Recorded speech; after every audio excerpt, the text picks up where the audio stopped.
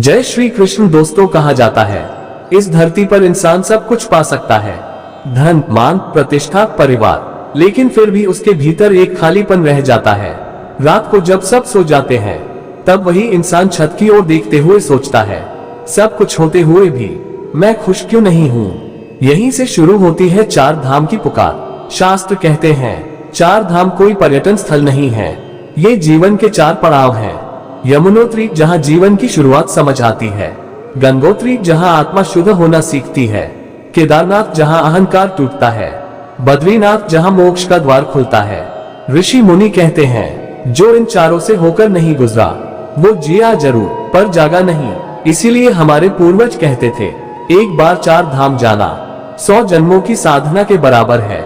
जीवन की शुरुआत का धाम यमुनोत्री, बर्फ से ढकी पहाड़ियों के बीच एक शांत धाम। लेकिन यमुना केवल नदी नहीं, वो जीवन की पहली सीख है। ऋषि मुनि कहते, मैं एक कथा सुनाता हूँ। एक राजा था जिसने जीवन भर गलतियां की, अन्याय, घमंड, क्रोध, सब कुछ उसके भीतर भरा था। जब बूढ़ा हुआ तो मन में डर बैठ गया, इतने पाप, अब क्या होगा मेरा। किसी साधु ने कहा यमुनोत्री जाओ। राजा कांपते शरीर से यमुनोत्री पहुंचा। ठंड इतनी की सांस रुक जाए। जैसे ही उसने यमुना में पैर डाला उसकी आंखों से आंसू बहने लगे। वो पहली बार बोला, मैं गलत था। यमुनोत्री सिखाती है गलती स्वीकार करना ही आत्मा का पहला स्नान है। जो यहाँ आता है वो अपने अतीत से भागता नहीं, उसे स्वीकार करता है। आत्मा की शुद्धि। गंगोत्री, जहाँ गंगा माँ धरती पर उतरती है। गंगा बहती नहीं, माँ की तरह गले लगाती है। कथा है एक स्त्री की जिसे समाज ने पापी कह दिया। वो मंदिर जाती लेकिन लोगों की नजरें उसे जला देती।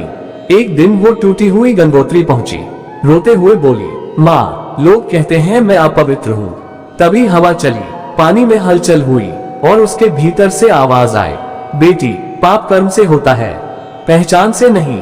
गंगोत्री सिखाती है जब आत्मा रोती है तब गंगा बहकर नहीं जाती, माँ बनकर बैठ जाती है। जो यहाँ स्नान करता है उसके पाप नहीं, उसका डर बह जाता है। केदारनाथ, अहंकार का अंत। केदारनाथ, जहाँ रास्ता आसान नहीं पर सत्य मिलता है, यहाँ भगवान शिव रहते हैं पर परीक्षा लेकर। कथा है एक घमंडी साधु की जिसे लगता था मैं सबसे बड़ा ज्ञानी हूँ। वो केदारनाथ पहुंचा लेकिन रास्ते में ही बीमार पड़ गया। ठंड, भूख, अकेलापन, सब टूट पड़ा। पहली बार उसने आसमान की ओर देखा और बोला, मैं कुछ भी नहीं हूँ। उसी क्षण उसका मन हल्का हो गया। केदारनाथ सिखाता है जब तक मैं है तब तक भगवान नहीं। यहाँ पहुंचकर हर इंसान टूटता है और वही टूटना उसका निर्माण बन जाता है। बद्रीनाथ, मोक्ष का द्वार। बद्रीनाथ, जहाँ भगवान विष्णु ध्यान में है।